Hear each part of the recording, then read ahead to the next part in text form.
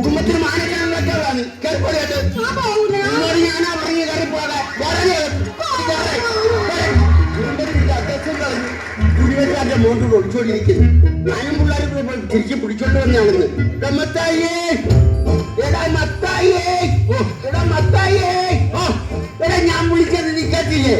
ഞാൻ കേക്ക് എനിക്ക് മനസ്സിലാക്കി കേക്കല്ല കേക്കായിരുന്നു.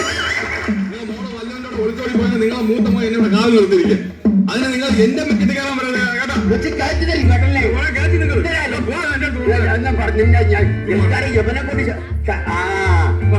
മത്തായിയേതാ അച്ഛൻ വരുന്നടാ. അയാളെ പോകുമ്പോ ഞാൻ അങ്ങനാണ് അച്ഛൻ്റെ അടുത്ത് പോകാൻ പറയുന്നത്. അയാളെ പോകേ 22 വർഷങ്ങൾക്ക് മുമ്പ് ഒരു ക്രിസ്മസിന് എന്നെ എന്റെ അമ്മ ചെയ്തിട്ട് പോയ മനുഷ്യനാണ് അയാൾ. എന്നിട്ട് വന്നിരിക്കുന്നത് മനുഷ്യനാണ്. അഭിനയം നിർത്തടാ. എടാ ഇടവകയിൽ അച്ഛൻ വന്നെന്നാ ഞാൻ പറഞ്ഞത്. നമ്മുടെ മത്തായി രണ്ടെണ്ണടിച്ച് ചെറുതായിട്ടൊന്ന് മത്തായി. അതല്ല ലോനപ്പന്റെ മകൻ മത്തായി. അത് തന്നെ. എന്നാണ് എന്റെ വിശ്വാസം. നിന്റെ വിശ്വാസം എന്നെ രക്ഷിക്കട്ടെ. നിന്റെ എന്നോടൊരു പരാതി പറഞ്ഞു. നീ കുടുംബമായിട്ടൊരു ഉത്തരവാദിത്തമില്ല, വഴി വെച്ച ജീവിതമാണെന്ന് പറയുന്നു കേട്ടു. നീ വിശുദ്ധ പ്രമാണം വരെ കൊണ്ട് നഷ്ടപ്പെടുത്തി എന്ന് പറയുന്നത് കേട്ടു. നഷ്ടപ്പെടുത്തിയോടാ? 2 ദിവസം സാറിന് വേണ്ടി വെച്ചിട്ടുണ്ട്. നാളെ എന്ത് എന്റെ പ്രമാണം? വിശുദ്ധ പ്രമാണം എന്ന് പറഞ്ഞാൽ ബൈബിൾ. ഓ ബൈബിൾ. ബൈബിളിനെ കുറിച്ച് എനിക്ക് ഒരുപാട് അറിയാം. ബൈബിളിനെ കുറിച്ച് എനിക്ക് എന്തറിയാം? അയ്യോ 18ാമത്തെ വയസ്സിൽ പച്ച വെള്ളം പോലെ അരച്ച് കലക്കി കുടിച്ചവനാണ്. ബൈബിൾ എടുത്തോണ്ടോ? ഞാൻ ഇവരോട് ബൈബിളിൽ ഒരു ചോദ്യം ചോദിക്കട്ടെ. ആ ബൈബിളിനെ അരച്ച് കലക്കി കുടിച്ചത് ബൈബിളില്ല. ഞാൻ ബൈബിളിൽ നിന്നോട് ചോദ്യം ചോദിക്കാൻ ഉത്തരം പറയാം. ഭയങ്കര അരിച്ചയിലേക്ക് കൂടിയാ.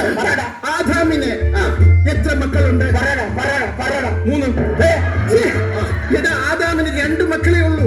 ഒന്ന് കായേലും ഒന്ന് ഹാബേലും. അപ്പൊ അബു ഏതബു? ആദാമിന്റെ മകൻ അബു.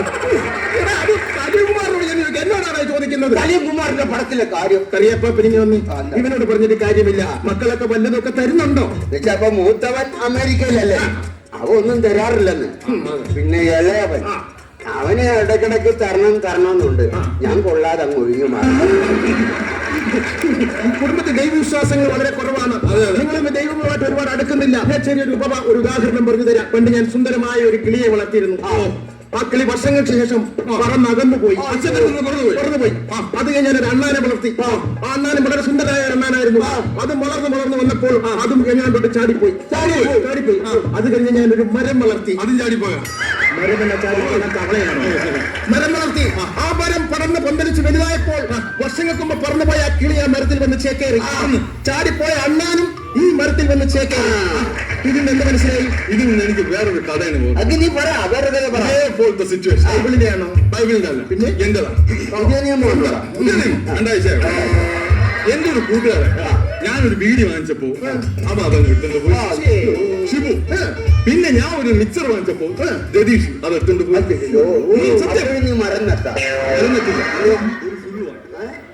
അപ്പൊ രതീഷ് ബീഡിയും കൊണ്ടുവന്ന് അവിടെ ചേക്കേറി. അവൻ മിച്ചറും കൊണ്ടുവന്ന് ഇവിടെ ചേക്കേറി. അന്ന് രാത്രി ഞങ്ങൾ ഒരുമിച്ച് ചേക്കേറി. നിന്റെ കൂട്ടുകെട്ടായ മദ്യപാന്മാരുമായിട്ടാണ്. നീ ഒരു കാര്യം മനസ്സിലാക്കണം. ഇങ്ങനെ ഓവറായിട്ട് മദ്യപിച്ചു കഴിഞ്ഞാൽ നിന്റെ എല്ലാ കണക്കുകളും ദൈവത്തിന്റെ പുസ്തകത്തിൽ എഴുതി വെക്കും. ഞാൻ ഇന്ന് വരെ ആരെയും ഓസിന് അടിച്ചിട്ടില്ല.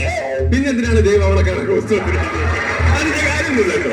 എന്താ എന്റെ കുഞ്ഞു മത്തായി, നിന്റെ ശ്വാസത്തിന് വരെ മദ്യത്തിന്റെ മണമാണല്ലോടാ. നീ എങ്ങനെ സ്വർഗത്തിൽ പോകൂടാ? ഇവിടെ നിന്ന് ശ്വാസം പോയിട്ടല്ലേ നമ്മൾ സ്വർഗത്തിൽ പോകണം. പിന്നെ അവിടെ ആരുമില്ലല്ലോ.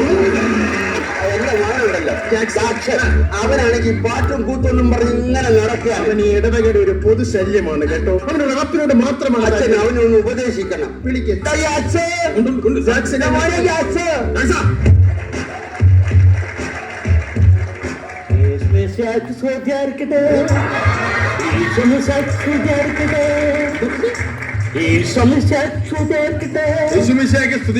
അതാണ്. ഇതൊക്കെയാണെങ്കിലും അച്ഛൻ എന്റെ കുഞ്ഞിന് ഇന്ന് വരെ ഇടവകയിൽ പാടാൻ ഒരു അവസരം കൊടുത്തിട്ടില്ല. കറിയാപ്പാപ്പൻ അങ്ങനെ മാത്രം പറയരുത്. എന്താണ്? കഴിഞ്ഞ വർഷം ദുഃഖ വെള്ളിയാഴ്ചക്ക് ഇവന് പീഡാനുഭവത്തിന് കർത്താവിന്റെ പാട്ട് പാടാൻ ഞാൻ അവസരം കൊടുത്തു. ഇവൻ എന്താ പാടിയെന്നൊന്ന് ചോദിച്ചു. പാടിക്കാണോ? അതൊന്ന് പാടിക്കേ. യൂതന്മാർ കുത്തി യേശുവിനെ യൂതന്മാർ കുത്തി യേശുവേ യൂതന്മാർ കുനകുന കുനകുന കുത്തി യേശുവേ യൂതന്മാർ കുനകുന കുനകുന കുത്തി കുനകുന കുത്തി ഏ കുനകുന കുത്തി കുനകുന കുത്തി ഏ കുനകുന കുത്തി ഏ കുനകുന കുത്തി കുനകുന കുത്തി ഇവൻ പാടി തീരെ ഇടവകയിലെ ഒരു സംഘം ആൾക്കാർ പിച്ചാത്തിയായിട്ട് എന്നെ കുഞ്ഞുവിനെ കുത്താനായി. ഇവന്റെ ഈ പാട്ടോടെ കേട്ടോ എനിക്ക് വിശന്നിട്ട് ഒരു രക്ഷയില്ല. കറിയപ്പ കഴിക്കാൻ എന്തെങ്കിലും ഒലക്കി വെച്ചിട്ടുണ്ട്. പ്രകൃതി സംഗീതമായിട്ടൊന്ന് ലയിക്കാൻ പോവുക. പ്രകൃതി സംഗീതമായിട്ടൊന്ന് ലയിക്കാൻ പോവുക. എന്റെ ദൈവമേ, എന്റെ അമേരിക്കൻ അച്ഛൻ വന്നു. എത്ര നാളാഴ്ച കണ്ടിട്ട്. അച്ചായൻ അതല്ല, ഞാൻ അച്ചായ, ഇത് ഞാൻ വന്ന പെട്ടിയാ. അച്ഛാ ഈ പെട്ടി ഞാൻ പൊട്ടിക്കട്ടാ.